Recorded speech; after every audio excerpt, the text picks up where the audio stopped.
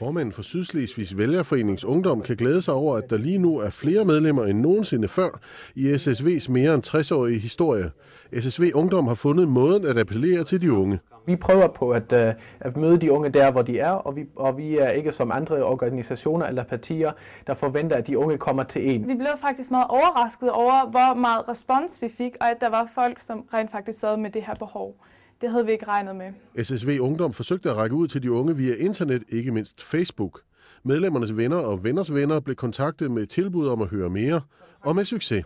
Der har vi virkelig haft den fordel, at der rent faktisk var nogen, som var glade for, at vi kom. Altså som rent faktisk sad med det der behov at kunne få udtrykt deres politiske holdninger. Landsmødet i denne uge blev overraskende velbesøgt. 30 deltagere og kampvalg til bestyrelsen. En medvirkende årsag er, at SSV Ungdom, ligesom moderpartiet, har åbnet sig for andre end danskere og frisere. Vi har en del etniske tyskere, der melder sig ind. Jeg tror, at flertal i SSV Ungdom har et tysk pas.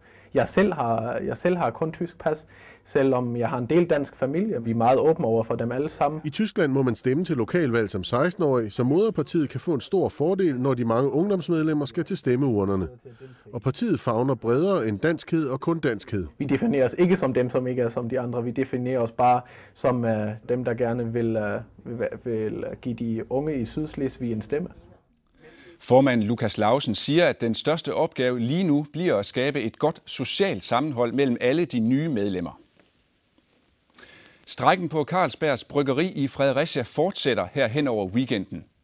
Bryggeriarbejderne er utilfredse med, at ledelsen har sagt, at der bliver 0 kroner til fordeling ved de lokale lønforhandlinger, som skal i gang.